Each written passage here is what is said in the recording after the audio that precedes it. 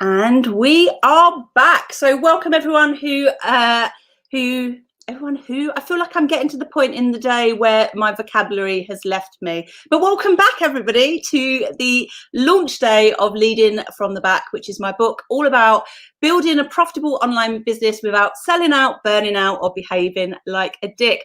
I am so excited to have Gill join us. Gill, do you want to give us an introduction and let everyone know who you are? Hi, Julie. Hi, everybody. Well, I'm Gill Pinnington, the self-love coach, and I'm a quantum therapist, and very happy to say, since being on Julie's Tribe Builder, that I am founder of the Saying Yes to Me movement. And that gives me goosebumps. I love it. Do you know what I love? Like, you are like an ideal client. Like, I didn't know you before you came to work with me. We've been working together for like 11 weeks or something like that, isn't it? 10 and a half weeks, 11 weeks. And you just run with the idea. And I love how much you are in love with your business right now. Oh, thank you. Thank you. Brilliant. Share with the people listening what that movement is all about. So the movement also, well, it all started with a 30-day self-love challenge, and you'd been talking about, making it something much bigger. And I was like, oh no, this is not going to be anything. And then literally one day last week, I just went, no, actually, this is what it is. This is it really is my soul's purpose to empower. It flowed out. It was like I was using my thumbs to type on my phone. I was writing this email to my tribe. And suddenly I said, this is it. This is my mission, to empower 1 million luminous souls to step up in their lives, to do the work that needs doing, that really deep work that needs doing, so that they can be their most authentic self. So that they can then shout out loud and proud to the world that I am saying yes to me. I love it. I could listen to you all day long. And what I love is, as I said, the speed in which you've taken action. So just remind us, where were you like 12, 13 weeks ago? Because you were in a very different place, weren't you? 12, 13 weeks ago, I'd only just returned to the UK. So the last 3 years, I would just jokingly call myself a spiritual nomad, because I haven't officially had a home for the last 3 years. I went to India for 6 months, then came back, and then I went to Thailand, came back, and then I've just spent 10 months so September, when I had my first introduction to you, I did one of your challenges. I literally just stepped back in the country. I didn't know where I was going to be, what I was going to be doing, and I was really thankful that I'd already, the year before, when I'd relaunched my business, just very, very low key, after having a sabbatical, that I'd taken everything online. I'd already, pre-COVID, pre any inklings of that, I'd already decided that was the way that I was doing, because I think this is your power word for the year, isn't it? Freedom. And that's been my thing. And so literally I'd just come back to the UK to say, okay, do I want to be here? Do I want to be somewhere else? And knowing that, I really wanted to find the right coach, and I'd been looking for over a year. And actually, I had someone that a mutual, someone that we both know, a mutual friend, through her, something else I was checking out, and that's how I found it. And it's just like, yeah, this is it. This is it. And I always know instinctively if this is the person for me. And I thought, well, if I do this one thing, I'll know for sure. And I absolutely did. Yeah. And so I remember you came in and did Nail Your Niche, which is the only free challenge that I do. And what I love about that challenge is I can show up unapologetically as me, even though half the people that are in that challenge have never met me before. I still don't have to put any airs and graces on. I don't have to speak proper. I still don't have to do my hair properly. Like, I can just be me. And I know that for some of them, I would be a complete turn off. and for others, they will fall in love with me. And I love that freedom to just be myself and have trust that if you show up, you will attract and repel the right people. And it happens time and time again. And every time I overthink it, and every time I think about conversion rates and all of that rubbish that the internet tells you need to understand, it's based on gut instinct. It's based on a heart connection where you go, I trust that person, I like what they're about, and it's about a new contract for being in each other's lives for a while. Yeah, absolutely. I'm completely with you with that. I love it. So explain a little bit about, we've got a lovely, beautiful little cohort, because as I said, you've only been working with me for about 10, 11 weeks.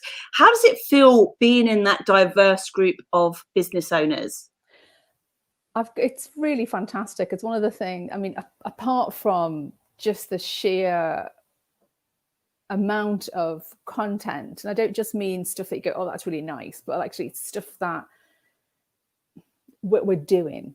So we're learning and we're implementing and we're just rolling with things all the time. But having that group, suddenly it's like working in a team again. I know this is, it's like suddenly you've got your own little team. And I think I know it's the thing that was missing for me, because I can get on, and I've always been that person who loves autonomy. So I like to do things my way, and I'm realizing now with the archetypes, I'm so the maverick, because I want to do it my way when I want to do it. And if I don't want to do it, I'm not going to do it now. I'll do it on my time scale, because I'm always saying yes to me. So it has to be for me first and foremost. It has to work for me. But just knowing that you can throw something out there, you've got this really beautiful safe space so that you can say, okay, I've been a bit quiet and this is why. So, lift me up, everybody. Or what do you think of this? Or whatever the thing is, really, you can go, and knowing that you'll chip in and give us the benefit of your years of experience and wisdom, but that it's not just you and your coach. Actually, it's this whole team. It's like standing in the staff room making a cup of tea, where you do what I mean, and you're having to go, oh, what do you think about this? That's what it feels like. And we do miss that when we work by ourselves. Even when we want that autonomy, even when we want the freedom, we still want the connection. We still want to be able to touch base with people in quite a loose way. And it's one of the reasons that I love the archetypes, because when I first started doing Tribe Builder, which was like nearly 2 years ago now, I felt this real pressure to take people through a process and to keep everybody on track and to make sure everybody had similar levels of success. And then I realized that's not my job. My job is to provide a process and to facilitate that process to get the best out of everybody. But the best out of everybody will be different for different people. And the archetypes give people permission to do things in their own way and on their own timelines. And that took the pressure off me. I think it took the pressure off the individuals, and it feels like it's an incubator. Some people speed ahead, some people take a little bit longer, and that's okay. And some people need longer to process and to put things into place. So in terms of the archetypes, and I know that this, the idea of archetypes is not new to you. It's a big feature of the book.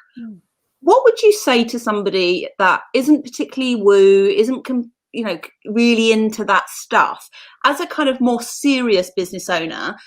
How would you say the archetypes could help them in a practical way?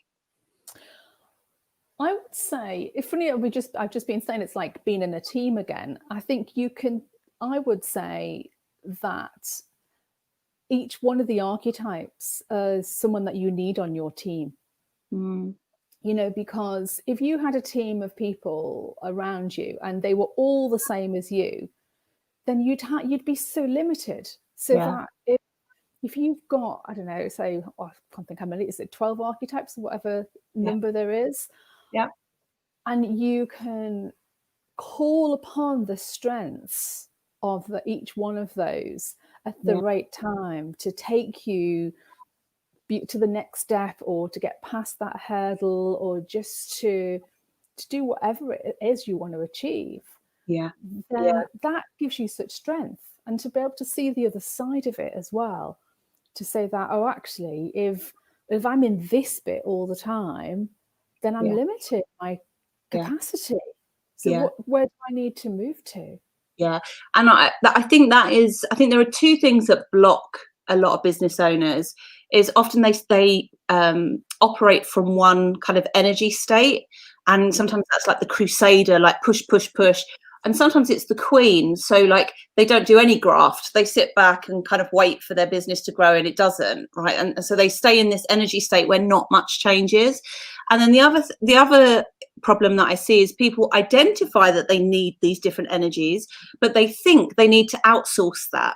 And then it's chicken and egg, because they sometimes don't have the money to outsource the creator or the storyteller or whatever. And so you're right, the archetypes give you a team of yourself, if that makes sense. And, you know, through something like a launch, which we know we're currently in, you know, this launching of our paid for programs, it can be exhausting, particularly if you just go full whack for 10 days or 12 days in one energy state. You will burn out, like, regardless of what energy state you choose. And so I love the Shine Bright system, which is a kind of diamond of these archetypes that just help you to kind of go, who do I need to be today? Like, what does my business need? What do I need? What do my clients need? And being just able to lean into those a little bit. Yeah, absolutely, Julie. Absolutely. Yeah. And so was there an archetype that you were adverse to? One that you were like, oh gosh, don't make me do that? I think, remember, I've got my list here from, I'm a very good student. I have my notebook with everything in there. And I remember writing down the list with just the two main keywords, just like, well, where am I? Who am I? What, you know, how's all this relevant to me right now? And I looked at it, an outcast, defiance and reliant, and I was like, no. And I didn't even recognize myself as the maverick at first. I thought, oh no, I do. I think I'm pretty good at going along with things. And I was like, hell no, you're not. You're always doing things on your own. And I'm such a risk taker because, I mean, you've got to be a risk taker if you give up everything to go traveling for a couple of years and complete trust that everything will work out. Yeah. But definitely the outcast was the one that was like, no, I do not resonate on any level with that. And I'm still not sure what that looks like in my life and my business. Yeah. I mean, a really good example of that, like the outcast is a really strong energy. And I think the outcast is often to do with boundaries, and sometimes to realign your boundaries, you have to be a bit of an outcast and not be liked by everyone. But also being the outcast can be about speaking up for things that people don't want to hear. So I know you had great engagement with your free challenge, and then the challenge is to upsell into the paid for services, because you're not a charity. You're not, you know, the movement is something that people can get involved in for sure. But as a coach, if people want to go deeper, then they have to pay. And so there will always be resistance to that. There will always be people that go, oh, that was lovely. I got a bit of transformation. I'm good. Thanks. And then they're off. Right. Yeah. And they will have objections, you know, oh, I can't afford it. I don't have enough time. I don't think I'll do the work, all of that kind of stuff. And the outcast can go and say, hey, you know, this is bullshit. This is bullshit about you not having enough money, or this is bullshit about you not having enough time, even if some people will be offended by that, you know. And sometimes in our business, we have to call people out, particularly with something like self-love. Like, you know, because you are the expert, what investing in yourself means and what that transformation can be. And yet, if people keep holding on to this idea of money and time, you know, like, you only get investment, you know, you only invest in yourself once you invest in yourself. So there may come a point in your business, often it's just before you start burning out, where you're like, no more. And I am going to say something that is from the outcast energy, and I don't give a shit whether you like it or not, because it has to be said. I think now hearing you say that, I realise I've already been doing that. I just didn't realise. And this is the thing with me. I need to often hear it from someone else to go, oh yeah, I have been. And actually there was a lot of that energy and within when I was promoting the challenge, you know, because it was like, come on, you know, who hasn't got 3 minutes? Because that was our starting point. Stop for 3 minutes. Because by the time it's taken you to scroll through social media, you spent way more than 3 minutes, and you could actually have done something to put yourself first instead. For sure. And I was calling people out all the time, and I was getting emails, people going, oh, Jill, you've just literally like been inside my brain, because that's what I've just been thinking. I can't do this. I haven't got the time, and da da da da da da da. So thank you, Julie. That's really good to know that, actually. And often we do have those traits. You're right. We just don't recognize them in ourselves. And it's always about, can I dial it up a bit? Like, what is safe for me? Is it safe for me to push that a little bit further? I know a big part of my success this year is dropping the fear of judgment. Like, you know, I was speaking to Caroline about voice messages. You know, I now voice message prospects, and I ask them directly if they're interested in buying Tribe Builder. A year ago, I wouldn't have the courage to do that. I would think, oh my God, what an icky, awful sales tactic, because I would be afraid to have to tell people no. So part of it is like our experience of being sold to, like what feels comfortable. But now I know, because I'm comfortable with it and I really am committed to their transformation, I know even them saying no to me is transformative, because it's about their boundaries.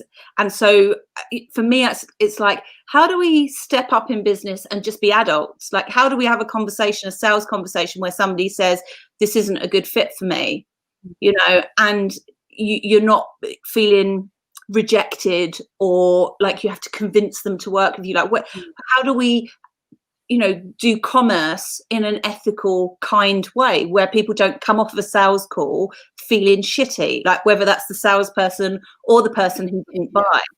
You know, like I would hate for somebody to come off a call from me and go, God, she made me feel worse than when I went on a call with her, you know. So, and, you know, for me, it's, you know, I use the archetypes all the time to find the right balance of energy for some of those things. So what's the plan for 2021? Like, what are you going to be leaning into? Wow. Well, 2021 is, I think it's going to be really quite the year. I think it really is. There's more challenges coming up, and not necessarily free challenges, but there are more challenges coming up. There's been such great feedback about the 30-day challenge. I think we're on day 24 today. So just always there. Yeah, always. There's like, this morning I was like, come on, everyone, you can do this. Come on, we're in the home straight now. You know, you just got this last bit to do, and some programs off the back of that as well, because I can see now really clearly about, there's one thing to say, I'm going to put myself first for a couple of minutes, but there were so many through the challenge, people that have been working on themselves for decades, some of them, and still saying, this is really hard for me to say yes to me, for me to give myself permission.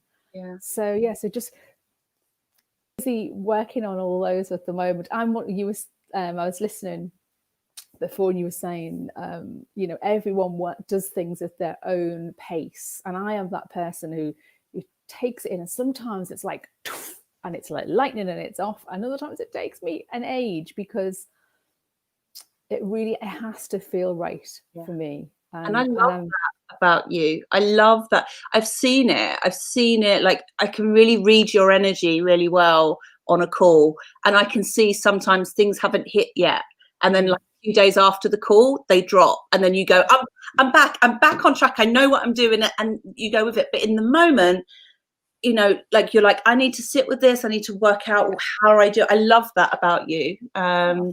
You know, and I love the diversity of clients I get. I get other clients that are like, show me the right way. I want to know the right way. Just tell me what to do, you know, and it's juggling that, you know, and I love that. I mean, you know, I really do feel, it depends on what day you get me, but facilitator is my background, like, you know, and I love holding people, different people in different spaces. I love that challenge of enabling them to be themselves, but still finding a collective way of doing things where no one has to completely compromise on who they are.